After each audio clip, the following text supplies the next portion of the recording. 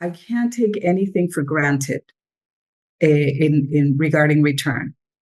There are stories that just, came up that I said, wow, qué fuerte, right? That sometimes people have to live through this experience.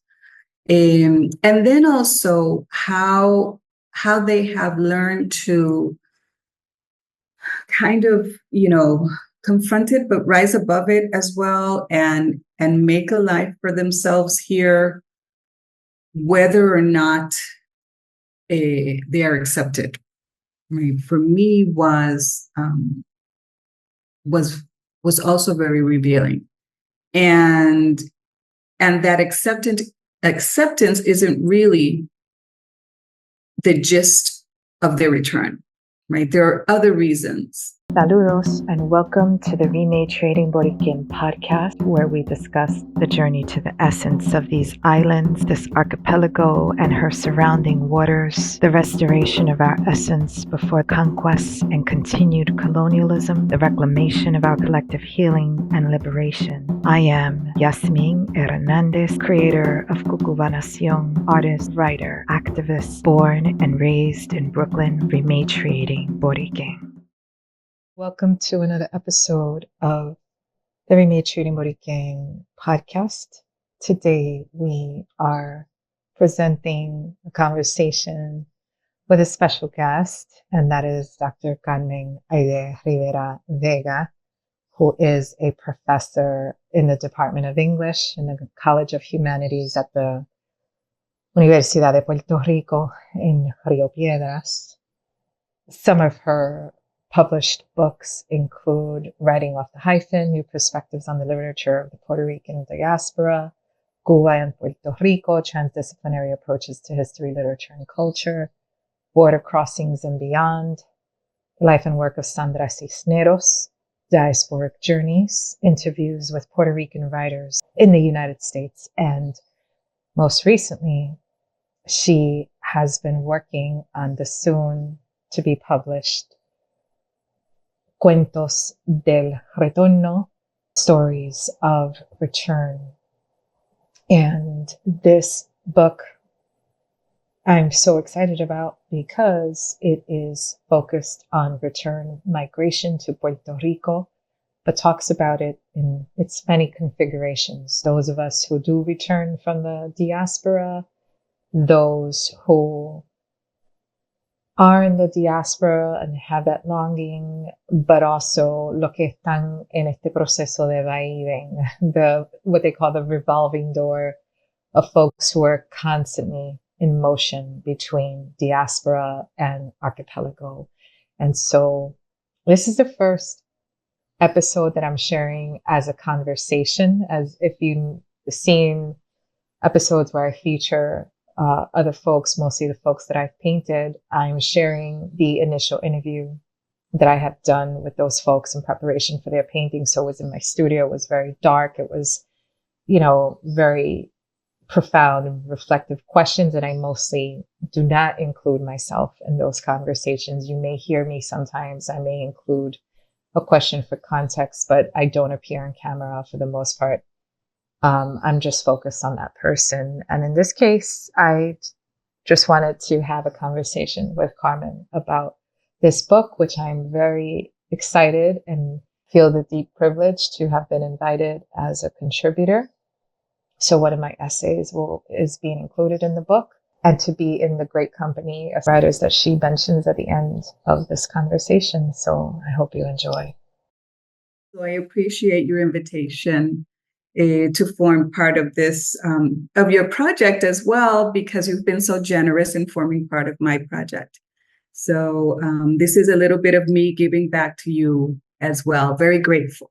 Thank you. And I'm immensely grateful to you for your project, which we'll talk more about today, and not just for what it means for me to be able to tell a part of my story, but also what it means to have this in book form, to have a book about El Retorno, which is something that is not really being written about. It's not, in your case, And, I will ask, that will be my first thing that I will ask you, is to tell us a little bit of background about yourself, but, that I can say that you are a scholar, and what we need is scholarship on this topic, because we don't have all of the research about migration in Puerto Rico, out of Puerto Rico, has been precisely that, the migration out. We know of Virginia Sanchez Corrol and Carmen Whalen, and folks who are pioneers and just have done so much work speaking to that migration. Hasta Jesús Colón, who is one of my inspirations, but who tells the story of the return and who documents it on a mass scale? And so that's where you are coming in so importantly. So Carmen Haydee, please tell us a little bit about yourself, about your background. Bueno, that's everything that you have said is the reason why I have worked on this project, right? Return for me is very important, particularly because it comes from a very personal experience of return, right, to the island. And precisely because there's a lack of scholarship on this topic. My story in a nutshell is kind of, I'm a daughter of diasporic parents, right? My parents migrated to the United States in the early 60s, before I was born. And so their story is also kind of the driving force behind this work as well. My father moved first to New York, and then I was actually, I always say I was conceived in New York, right? But when my mom was about to have me, right, give birth, she came to Puerto Rico to give birth to me here, right? And so in her mind, right, I had two older brothers already, right? And so in her mind, she's thinking, I want my daughter to be born in Puerto Rico. And so they come back, and once they leave again from Puerto Rico after I was born, they decided to move to Boston, not to remain in New York City, but to move to Boston. And so my formative years, los años de crianza, right, as we would say, were in Boston. Okay. And we would, like many other Puerto Rican families, we would come back to the island for summers, summer vacations and things like that. So my connection to the island was always very much enriched by those journeys back, right, back and forth, until eventually my parents decided to move back permanently to the island.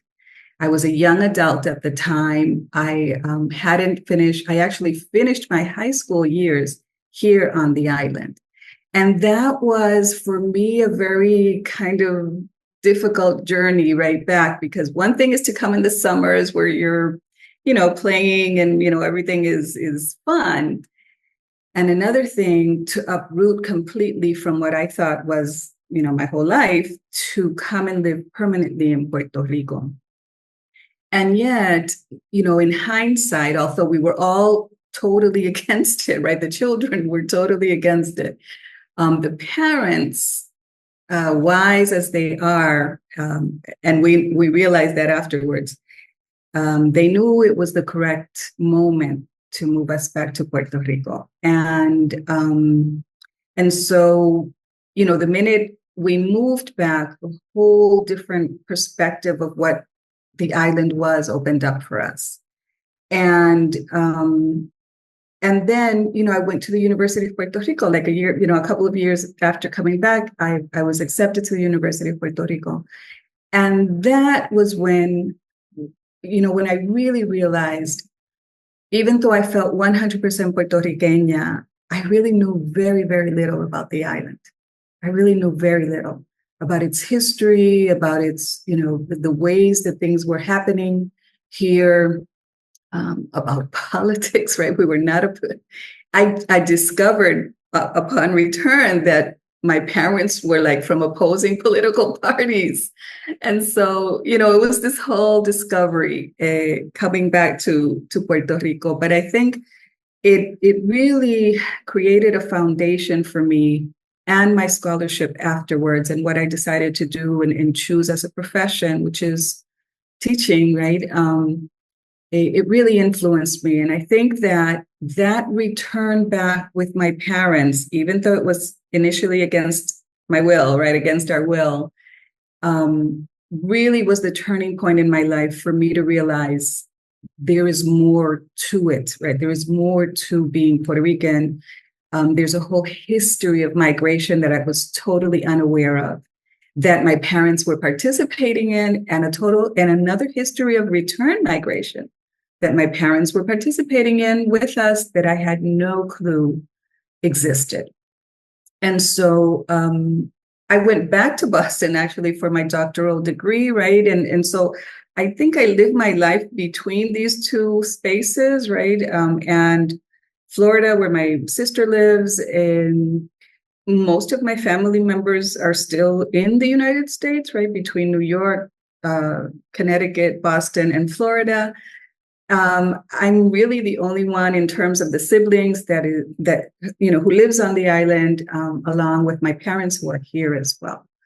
So, and that kind of in a nutshell is my story. So that's why this work is so meaningful to me. I wanted to get those stories similar to mine, right, of that return, but I knew there were, a host of different stories out there that needed to be spoken about, and not only those who return and stay permanently, right, as you and I, but also those who come and go, right, who come constantly to Puerto Rico, return back to the United States or other parts of the world, right, where they live, but that journey is a very formative part of their lives, right? They can't seem to stay away too long, right, from Puerto Rico. And that journey back and forth, revolving door migration, what I would call it in the book, or the rematriation process that you so eloquently talk about in your work, that's what the book is about. I love that. I think that people are intimidated by this idea of having to choose, this idea of having to claim one side only. And there are many realities we know with Puerto Rico as a colony that make it very difficult to sustain oneself here. And I mean that not just in financial ways. I mean that in many ways, with whether it be someone, for example, battling an illness and being forced to make the decision to live where there are much more medical resources than are seen here. So I love that the book talks about el retorno, or rematriation, but also this revolving door, that there are folks that are forced to live on another side, but can't stay away, and that we can define this for whatever it means for ourselves. We can craft something new for this. And so with that said, if you could please tell us what the title is and what is this book project that we speak of? Bueno, for now, I'm calling it Stories of Return, Cuentos del Retorno, bilingual dimensions of Puerto Rican migrations, right, with an S at the end, because we are talking about these different types of migrations that are going on. And I think of it stories, not necessarily stories in the narrative literary sense of fiction, right? I think of stories or cuentos de vida, right? Of, kind of autoethnographic stories, right? The word stories for literature, and those who are in the literature field, has this connotation that they are creative, right? But we all have our stories. And even though they are autobiographical, right, in many sense of the term, it goes just beyond the anecdotal autobiographical, right? It's not just about, I was born here and these are my parents and this is, where I live, et cetera. Many of the contributors of the project, what I wanted them to do was really kind of go deeply, right, introspectively consider what it means for them to return to Puerto Rico, right? The focus is return, but the scope of the project is really trying to get to get us to think about those moments, because they were, specific moments or ongoing moments for those who come and go. But also, really, what does it mean to come back, right? After living in the United States for many years, after some, creating a whole career there, having a career, having their families. What does it mean to return to an island that it is very challenging and difficult to live on, right? We know that. We're not sugarcoating anything. And that's what I like about the work. It's not sugarcoating anything. It's a reality that it's a conscious choice for many of us, apart from that initial kind of setback when my parents brought me. But I've made a life here, right? And I've had the opportunity of living elsewhere, and I always, chose to come back. So it is about thinking of ourselves as products of diaspora, I would say, as being heavily influenced by diaspora, diasporic movement, but also about the choice of coming back and the choice of remaining, which are two different things, right? Or the choice of coming and going constantly. There are also questions about, experiences, but also comparing, life on both, in both sides. There are questions about influences. Many of the contributors are writers, so what are the readings that they did, things that influenced them, people, places, etc. Other connections to people with migratory processes. So it is going beyond just the anecdotal to a place of contemplation and a place of inquiry. I mean, not every question that we have is answered, right? We don't live in these kind of very neat, lifestyle or boxes, right? There's a lot of ambivalence about living on the island sometimes, and there's constant questioning of people living outside the island, upon us. How can you live there? How can you stay? We get this constantly, right? And our answers to that, we don't always have answers to that, but sometimes our answers to that come from a place of just sheer wanting, right? Just sheer necessity of being here. You can't explain it sometimes. I hear people, artists included, it's a feeling, it's an emotion that's very difficult to capture in words. And that's what I wanted to kind of the writers to look at and to talk about, to feel free in a very, secure, open space about what return meant to them or what it keeps meaning. I mean, it's transforming sometimes as we speak. So the questions were very, I provided a kind of questionnaire, but it was very open, right? Open to other possibilities that I hadn't even considered would come up.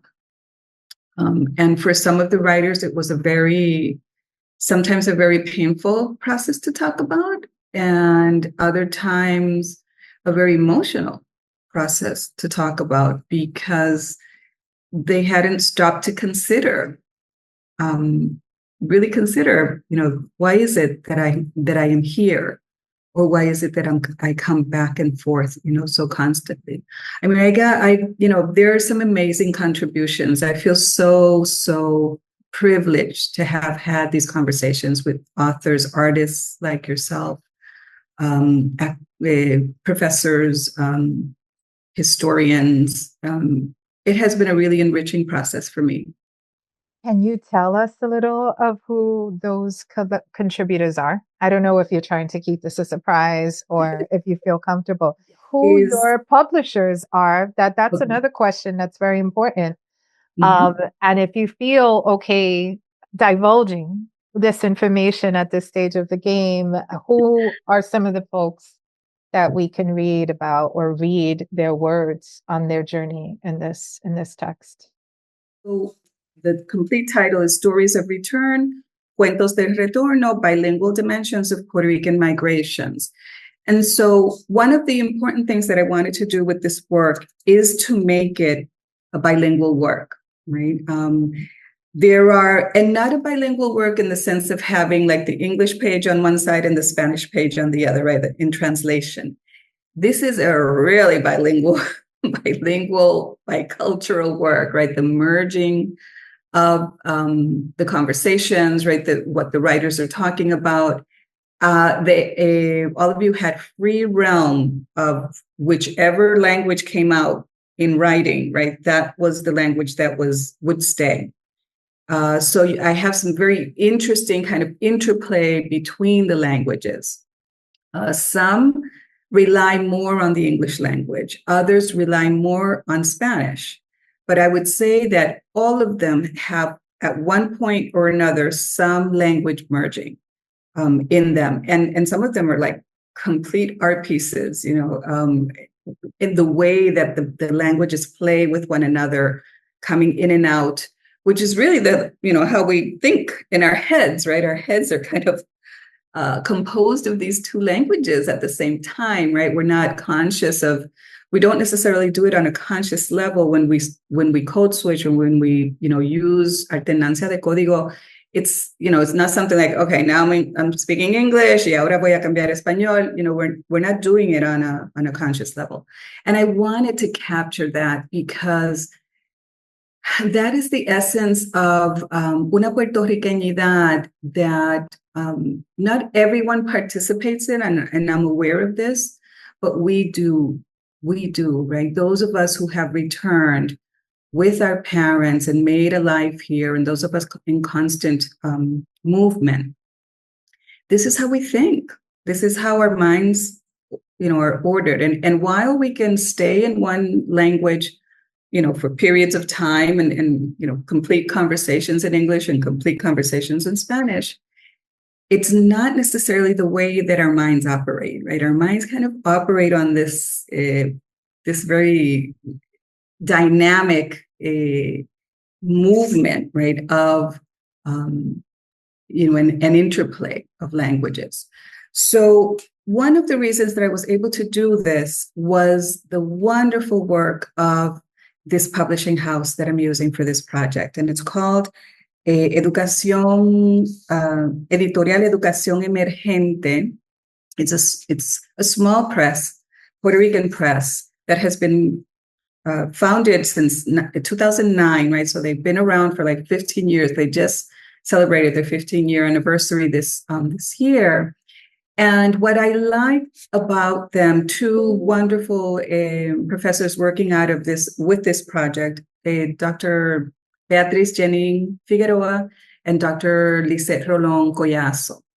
They're professors at UPR, University of Puerto Rico in Mayagüez. One of them is still there. The other has since moved on to other projects, right? So Lisette is still at UPR Mayagüez, and Beatriz she's doing all kinds of wonderful things. She's an artist herself, a poet, etc., a translator. So this small press out of Cabo Rojo, close to where you live, right? They're doing just wonderful, wonderful projects. And this press is very inclusive. It has these different angles that they are focusing on, right? Like, for example, one of the angles that they focus on is called Bolsillos Feministas, right? And so there are these small kind of chapbooks, right? These small 5x5 little pocket books, as you would say, with everything that has to do with feminist content, right? Both on the island and off the island. They have Crónica Otra, for example, that talks about, stories and materials that have a lot to do with the notion of decolonialization and, history and, these stories about kind of socio-political aspects of Puerto Rican reality. There's another one called Otra Universidad, which I personally love, right? That has to do with evolution of the University of Puerto Rico and topics related to the University of Puerto Rico, its sustenance, but also sometimes how it can be under attack in many ways because of the thinkers that live here, right? And all those voices that kind of want to quelch that. And then there was another subtopic, right? These are kind of subtopics in their larger press that has to do with otra crítica. And that's where I see this work kind of contributing, that has to do with academic research by authors or multiple authors, which is this case, that have to do with inter, multi, or transdisciplinary projects.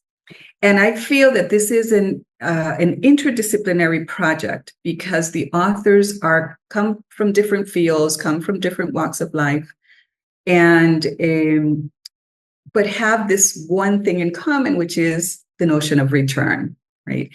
And so Beatriz and Lisette, what they have done is given me the gift, and I feel that it is a real gift, of allowing us to speak in our tongues, right? Allowing us, no translation necessary, no italicizing words, no othering of languages. These are two languages on the same level, with the same importance, with how the contributors want to use them. And how rare is that, right? How uncommon is that in the publishing industry?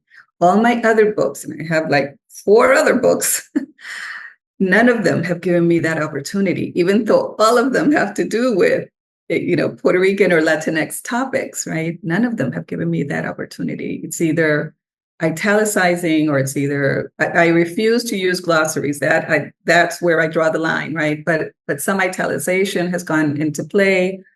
So I think that what this press is doing is very innovative for our time. And the other thing I wanted was for it to be a Puerto Rican press, right? I wanted this work to come out of a Puerto Rican press because not only because of the subject matter, but also because I wanted to support and encourage people to use Puerto Rican presses for scholarly works. And I believe that there are many on the island. Educación Emergente is just one of them. But I think that the work that they're doing really, really requires our support and our respect on many levels. And again, the fact that they gave me this liberty has a lot to do with how this work comes out, right? How it's going to finally be published. I wanted you to speak about that because I think that their work is so admirable and just what they're doing for us. Like I was very surprised to see the publication of Martín Sostre's writings as an activist who is mostly considered, a lot of people don't even know that he's Puerto Rican. They think of him as an African-American activist and that he was anarchist. And so that's another thing to marginalize his voice and his writings and contributions. And so to see this body of work translated into, so not only are they allowing you to publish in whatever language the contributors and the authors are wanting to speak in or write in, but they're taking writings that have only been traditionally available in one language and making it available for folks in the archipelago. So that is a beautiful contribution on their part. I'm glad that they're publishing this book, and I wanted you to speak a little more about your relationship with them. But my question too, in terms of what their contribution is and what they are putting out to folks here in the archipelago, what do you think you have learned from this collection of writings? What do you think readers can learn from this collection of writings? Yes. I feel that there's a depth and a breadth of experiences related to return that I was partially knowledgeable of, but not entirely. And one of the, again, another gift of working with the contributors of this book is that first of all, the realization that it's not the same experience for everybody, obviously, right? But there are dimensions to the experience that I hadn't necessarily considered. Each person, and as I mentioned, for some, it was a very kind of deeply emotional journey to talk about. And I think that that's one of the lessons that I most learned, that when you invite someone to tell their story, right, be prepared.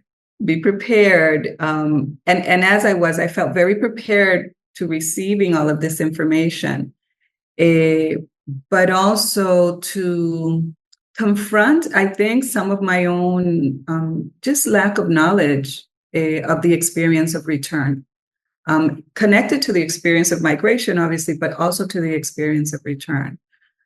For example, I hadn't considered the notions as deeply as initially I hadn't considered it.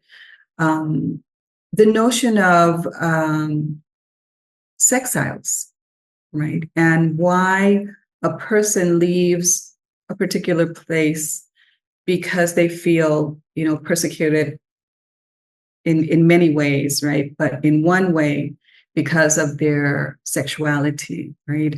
Or their sexual orientation. And one thing is to leave a place because you feel that way, and another to return to that place years after. And so the process can be quite confrontational as well, right? Because sometimes you think that after years of living away from that place, there has been some kind of evolution, right, in terms of society.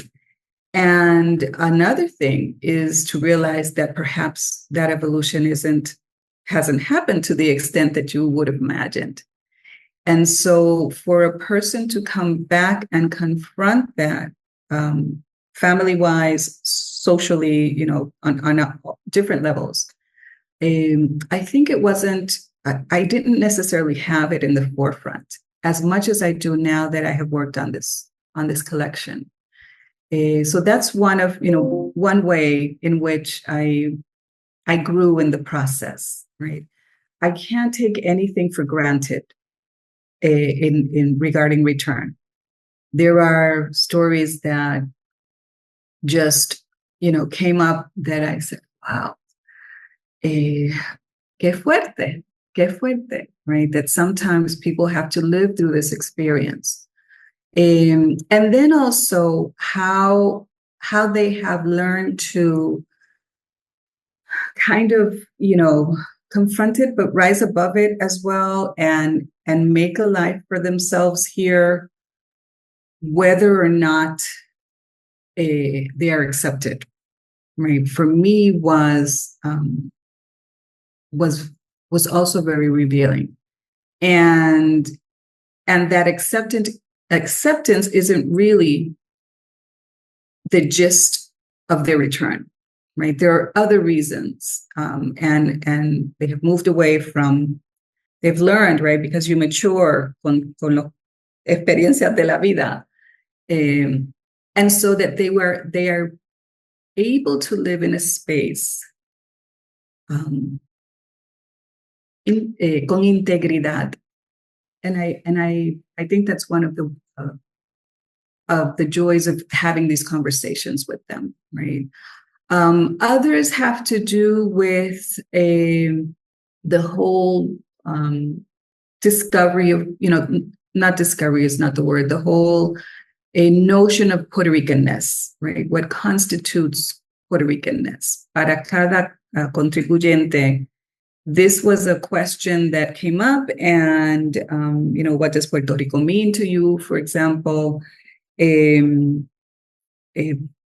That, again, is different for different people, right? And how do come to terms with that Puerto Ricanness when you have lived so many years of your life outside of Puerto Rico. Several of the contributors were actually born outside of Puerto Rico, kind of had their whole lives there, connected to Puerto Rican parents, right, or Puerto Rican upbringings, as I was, because even though I was raised in Boston, I was raised very Boricua, right? There was no question. Some people talk about this notion of, the schizophrenia, you don't know what you are, what you aren't. I never went through that. I don't think my parents gave us an opportunity to even think about that, right? Yo no racionalicé nunca what I was until I came to Puerto Rico. Fíjate, until I came to Puerto Rico. But in the case of some of the writers, what does it mean to live, your whole life in a place, in a time, in a surrounding, and then, come back to live permanently on the island, or, come back, go back and forth. So this notion of puertorriqueñidad, which is so popular these days, right? Especially with our whole ambassadors and, political climate. ¿Qué quiere decir ser puertorriqueño? And this is something that I talk about in my classes all the time, right? Who has the right to define Puerto Ricanness and tell you whether you are Puerto Rican or not? So this comes up also in the questions, in the ways that the writers and, the contributors made, worked on their essays. I just want to interject for quickly to go back to, I love taking notes, and I wrote something here about living with integrity, but not necessarily acceptance. And I think that that's one of the primary issues about being here, is that I think that the question of that integrity and the acceptance or lack thereof, and the puertorriqueñidad es como un conflicto que surge, because part of coming here, for those of us, in my case, not being born or raised here, is this sense of connecting as deeply as possible to my puertorriqueñidad in being here, but then arriving and knowing that you are continuously othered, or worse, rejected, not accepted as Puerto Riqueña, or just because of our differences, because of our depending on where we grew up, depending on where we were raised. I mean, everyone has such a vastly different situation that they come from. One of the things that I was surprised to learn through the project of Rematriating Borikén was how many people would come to the project having been raised to pass for white, and deliberately being raised to not identify with being Puerto Rican, or that maybe your family did identify, but your family emphasized all the more your capacity to pass for not Puerto Rican, not being Puerto Rican. And how some of the folks who came rebelled. They were rebelling against their families and positions and coming to reconnect.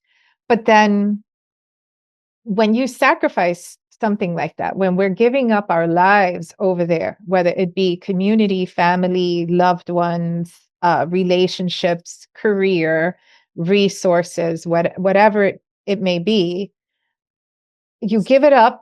You let go of all, y es como un sacrificio enorme to come. And then when you're met with this rechazo or this lack of acceptance, it's like this complete shock or clash that happens.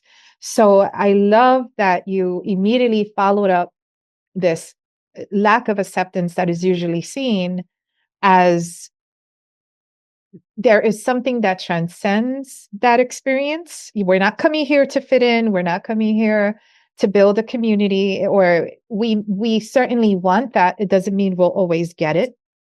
But more importantly, there is something much more transcendent driving us. And then we arrive to this place of personal integrity. or a holistic integrity, for whatever that means for us, because that can vary from person to person, but that integrity doesn't come via an external validation. It's so not going to come in that way. And knowing people who have been here maybe 30 years and still haven't found that full acceptance, right? It's in terms of not sugarcoating this conversation, it's something that I think that people may attribute it to, oh, you've only been there for a year, or you've only been there for 3, but that there may be people here for decades, and depending on which path they walk, in terms of their own personal integrity and what community they're living in, they may still exist at odds to the surrounding community or to whatever's around. En mi caso, one of the first things I learned in arriving here is that the acceptance didn't come from the people, it came from the land. It was this need to connect to the land itself, an entorno natural, that for me, rematriating was about reinserting, right, myself in the essence of this archipelago, that I was no longer in Brooklyn, I was no longer, I can't say in the concrete, porque concreto hay por todas partes in Puerto Rico, but the connection that I sought, feeling very connected to my Boricuaness in New York, was not necessarily being accepted by communities, organizations. It was about how accepted do I feel in the land? How connected do I feel to the land? How connected do I feel to the water? And I think everybody expresses a different path that they discover upon arriving, because oftentimes what we envision and what we get upon arriving might be 2 different things as well. Exactly. I think you've just perfectly said it, Jasmine, because and some of the writers tapped into that as well, right? The connection to the land that has something to do with that indescribable emotion that you feel when you arrive to Puerto Rico, without sugarcoating, but there is something of an essence there, and I wanted to tap into that as well. One of the reasons driving my father, for example, back to Puerto Rico, he really never saw himself, even though he lived there almost 3 decades.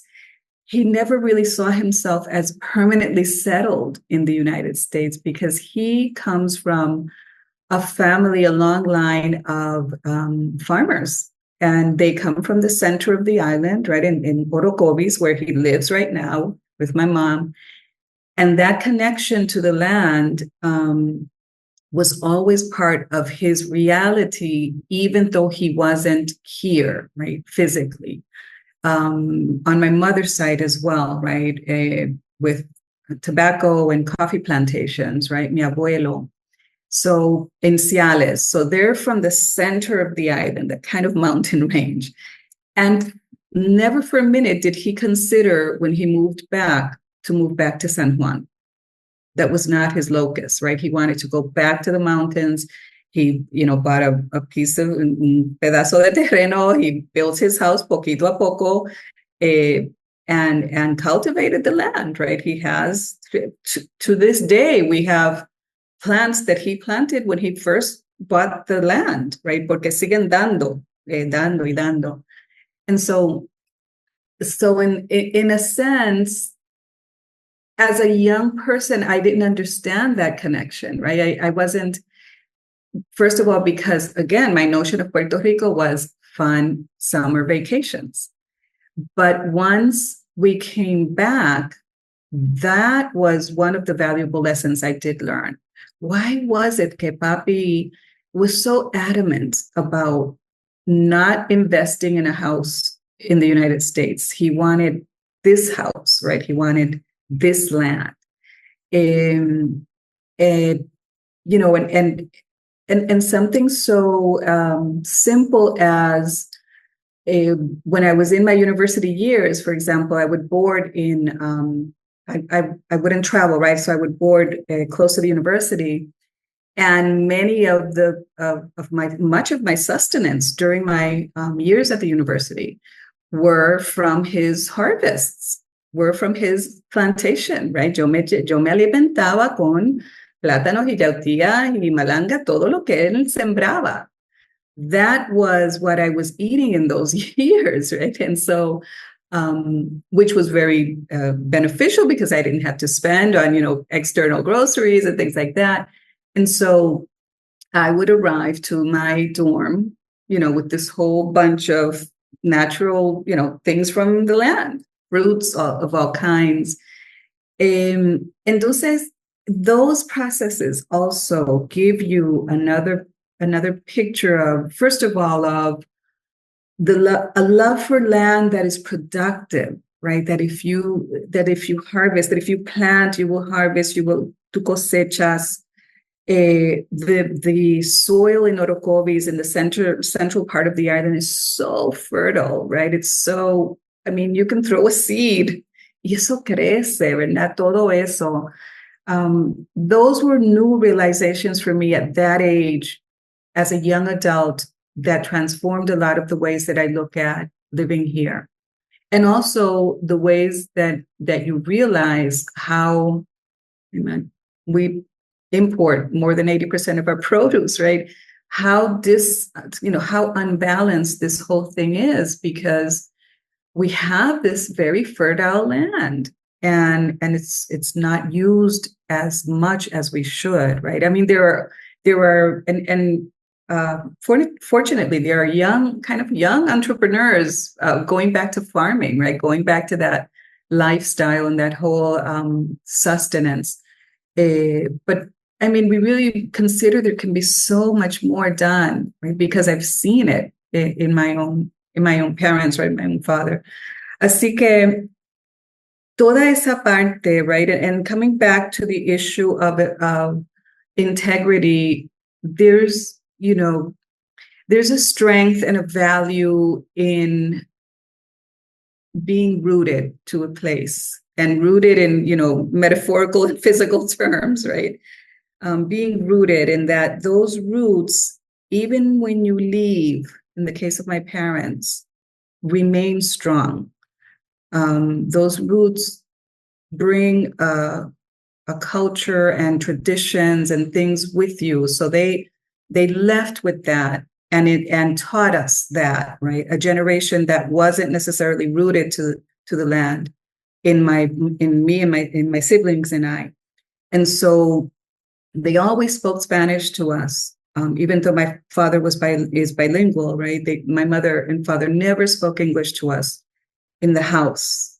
Once we stepped out the door, everything was in English, right? Our whole education was in English, our neighbors, etc.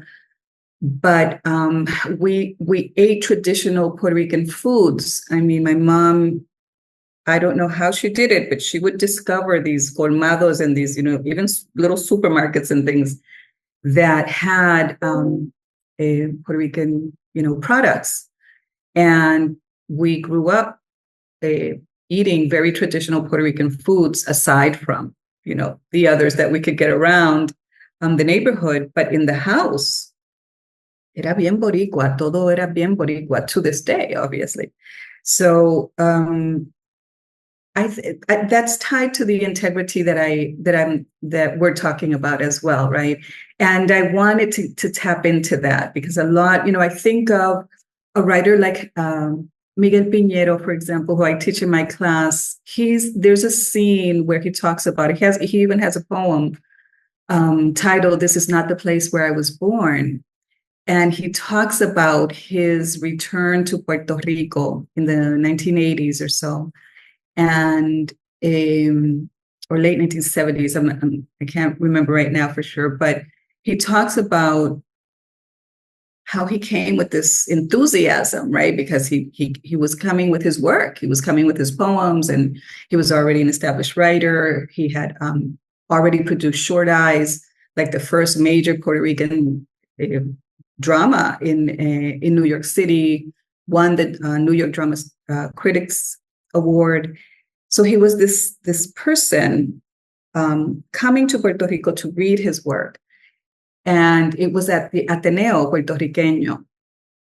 And so he talks about how all of that energy, right, that he came with and with his friends, and how he was so just happy and thrilled to be in Puerto Rico, all of a sudden kind of, was completely changed, that energy, by the confrontation of an audience member at El Ateneo, who questioned his Puerto Ricanness, right? Who said, he wasn't producing Puerto Rican literature, right? He was not a Puerto Rican writer.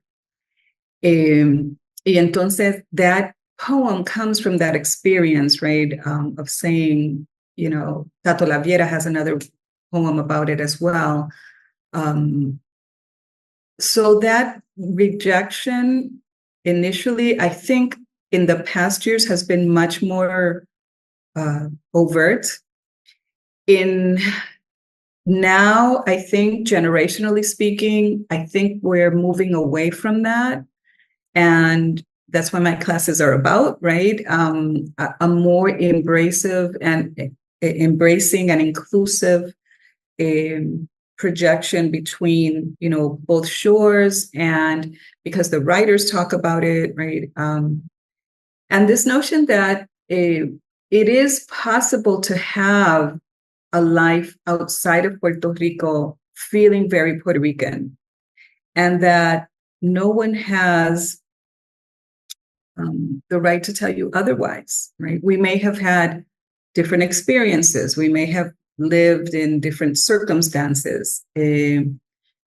But, no one really knows. Sometimes when I hear this criticism, I'm like, you don't know anything about me. You don't know anything about me, right? How is it that from the get-go, you're going to say you're not Puerto Rican because you weren't born or raised here or speak Spanish, right? These are, it's still a constant struggle, right? Pero I think that we have made some progress in our dealings with one another, especially through the literature, through art, what you do, right? Your projects. What Diogenes Ballester, for example, is doing out of Ponce. What people are just, because you want to form part of this archipelago. You want to live here, and these are our terms, right? This is the way we want to live here. It's not always pleasing to everyone, but it's not about pleasing, right? It's not about pleasing. It's about living our truth, and it's about living our ancestry. It's about living in a place where we feel comfortable, and where we're making community, and where we're educating future generations, current and future generations, to be more open about diasporic realities. And in this day and age, even more, right? This technological world where connectivity is instant, right? Even more so. I mean, when Bernardo Vega left in the early 1900s, he didn't come back for 30 years after, right? He left as an adult. He didn't come back until 30 years. Pero today, we're instantly connected. We know what's happening, not only in the US, but around the world. So I think that people are kind of, more open to the idea of, what it is to embrace, especially Puerto Ricans who come to the island, not to erase some of the experiences, for example, that you have had and that others have had. But I think that if my mission, if anything, right, is to educate, to not to do that, right? To really think about core commonalities more than differences. Yeah, I agree. I find that one of my biggest concerns about the things that lead to the lack of acceptance is the willingness to ask questions. The fact that there is a monolithic Puerto Ricanidad that exists in some psyche, and everything needs to fit that model. I think that the internet has so much to do with how so much of the lines are being blurred today. It's just phenomenal to me that people would always assume that I was not raised Puerto Rican when my grandparents left in 1950, took a snapshot of Puerto Rico de los 50 with them. Hay anglicismo que yo nunca escuché hasta llegar a Puerto Rico. Nadie dice fafú en Nueva York, y si lo dicen, it must be people that were raised here. And because there was no internet, and because of, I think it was also a choice to not assimilate in any way. So I mentioned some families that wanted to pass, and in my family's case, there was no interest in my grandmother learning English. She lived there over 40 years and never spoke a word of English. And the other thing that I think people overlook is the fact that my grandmother was Black. So my grandmother didn't have the option, right? You're going to be othered whether they think or know you're Puerto Rican, or they think you're Black African-American, Black Puerto Rican, Black Trinidadian, and lo que sea. It's the other people will always walk in a way that folks will see them as other.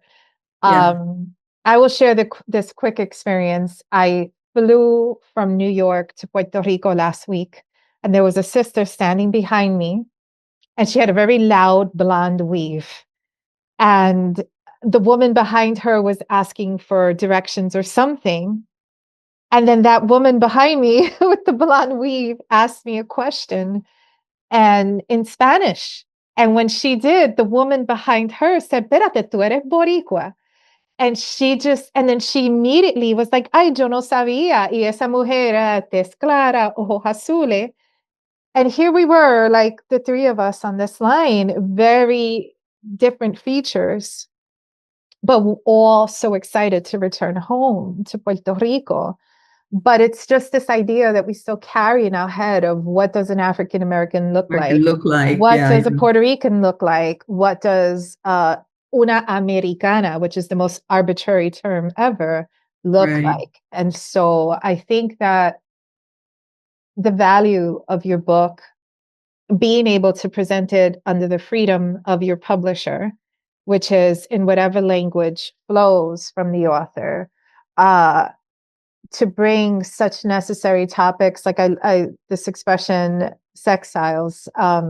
I think that is such a necessary contribution conversation to have. Absolutely. And I think that the diversity of our different stories, what compels us, what each of our struggles are, what each of our goals are, in whatever ways, did we meet them, did we not meet them, how did we arrive to our own place of integrity?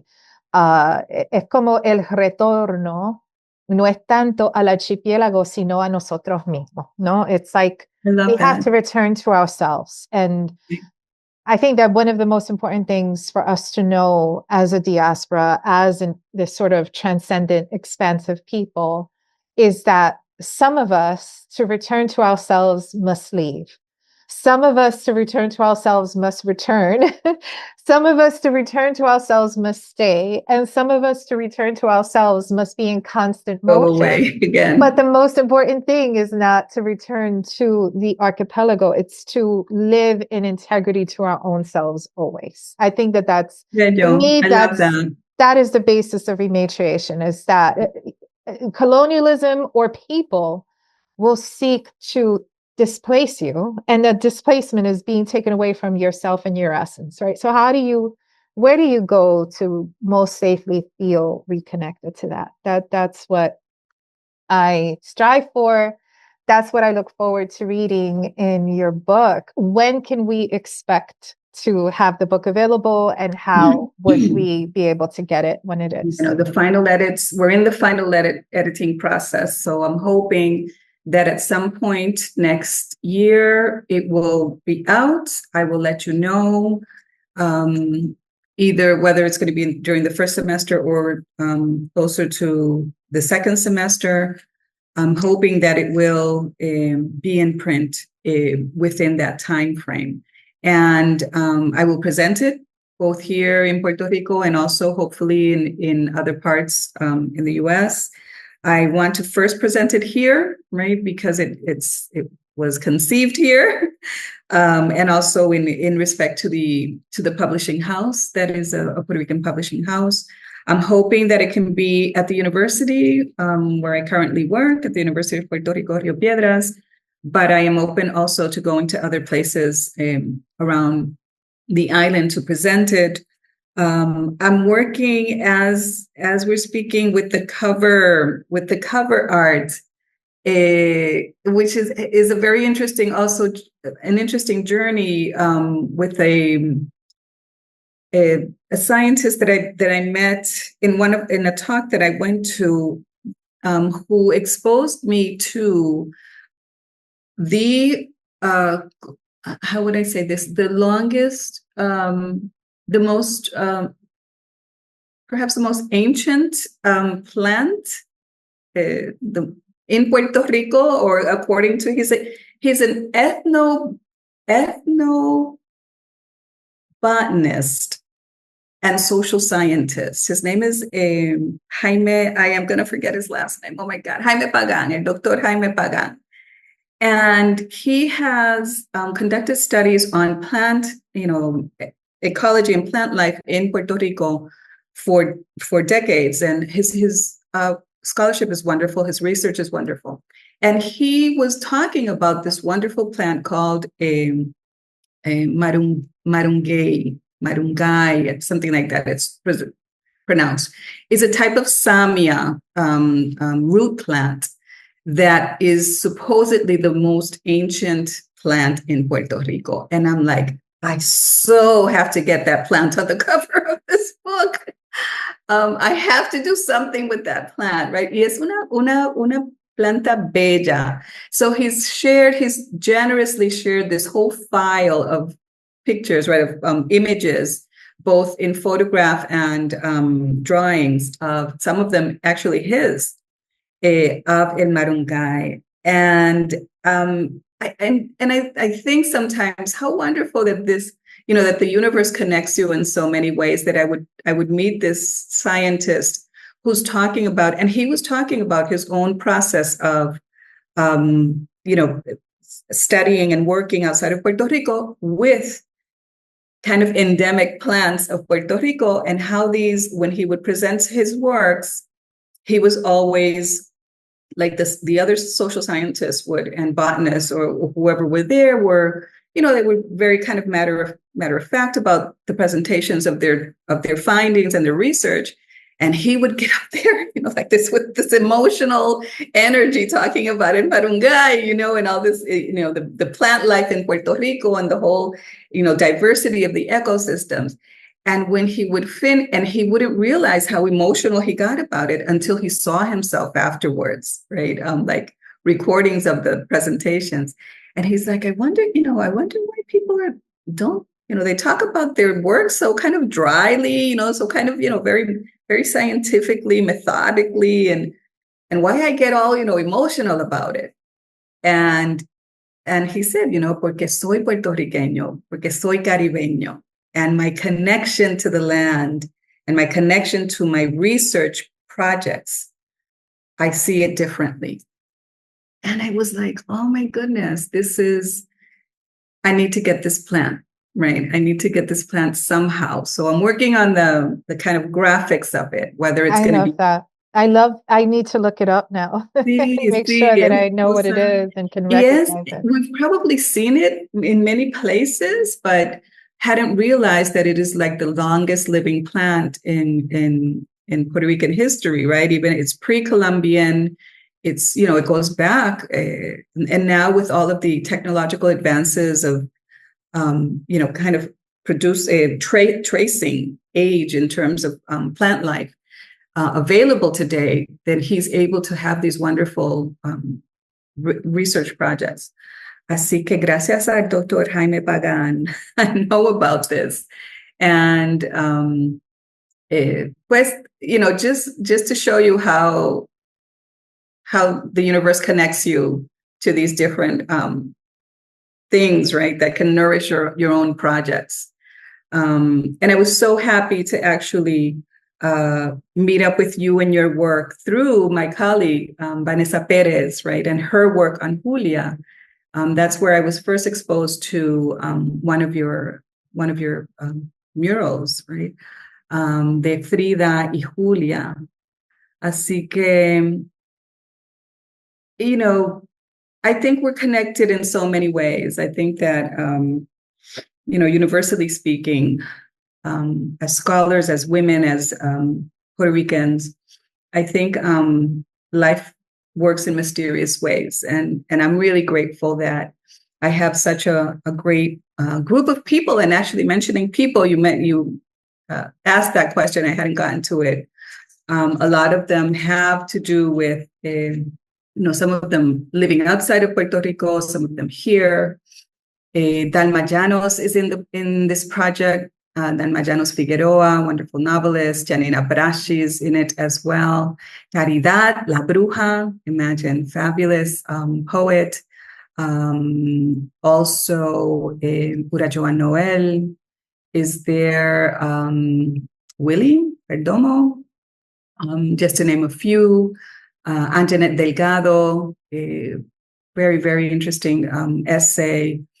Yolanda Martinez San Miguel, right? I mean, these are some of the authors from living outside of Puerto Rico and in Puerto Rico, aside from yourself. Diogenes Ballester, for example, his work is also very pivotal, very important. Others, Roque Raquel, the poet, and his mother, who gave me this wonderful kind of joint piece, which is a beautiful just reflection of their journey as mother and son, and their poetic journey as well. That's all exciting to hear. Because I've been doing this and working on my piece, but not knowing whose company I mean, that has I would be in or it would be in. And so that's wonderful. Y hay gente como Diógenes que son lo que yo digo los puentes. That sometimes you don't know where they live because they live with one foot in each place. Right, but whose work is just wonderful as well. But even someone as, you know, as far out as Dr. Fernando Cabanillas, for example, who's an oncologist. I wanted to have, you know, people from different walks of life, working out of MD Anderson in Houston for many years and coming to Puerto Rico and establishing one of the, you know, most important cancer research institutes in El Hospital Auxilio Mutuo. I mean, his journey has also been very, very important in that sense of return. So it's kind of like a kaleidoscopic mixture of people who have been very generous and have been very, you know, willing to tell their stories. So again, I'm grateful, including yourself. I am grateful. Thank you for this and the opportunity that through my essay that I was able to give some love and tribute to some ancestors and some of the mentors that have guided me on this journey, that it's not something I did alone, right? Yes. We're never alone. We're never alone. Right. And also some of those eclipsed journeys, right? There are a lot of these journeys that have been epic and that because it's not the exodus out, don't get the attention and the celebration that they deserve. And for me, it was very important to mention the collective decision of our former political prisoners to move to Puerto Rico. You know, that was a political decision that was done in unison. It was done as a collective effort. It was done in 1999, long before many people were talking about returning, as we see today, right? We've had, I think, these waves, folks that came after Maria, folks that came with the pandemic. And so it's always noteworthy to remember that some of these efforts exist. These efforts existed. We need to give credit where it's due, and acknowledge that they've inspired other journeys like my own. And so thank you for that opportunity to share that. Thank you. And for this book, what it's going to contribute, that hopefully a future generation of Boricuas are not going to see this move as crazy, as my peers did, because there will be the Whalens, and there will be the Sanchez Corros, and then there will be your book speaking about a different kind of migration or migrations that are just as valid. Right. And I have to also acknowledge the work that Juan Flores, the cultural critic Juan Flores, did in how inspiring he was also in the topic of return. He does have, out of the few works that I have consulted, he has a work called The Diaspora Strikes Back, right? Tales of Learning and Turning. And what he did was that he interviewed people, contrary to what I did, which was, have you write. He interviewed people and then transcribed those interviews into the work that he did with that, the Diaspora Strikes Back. And I love that title as well. And he was always very conscious of the contributions of return migration, right? And also of those who come and go. And yet at the same time, he acknowledged the fact that there was less scholarship in the field. And so my contribution is kind of following in the footsteps of what he helped bring to light in the years that he wrote and published. He was a very influential figure in Puerto Rican studies in the United States, and establishing the Center for Puerto Rican Studies. So a lot of it has to do with the work that, the pioneering work that he was doing back at that time in talking about return migration. So I want to give also credit to Juan Flores.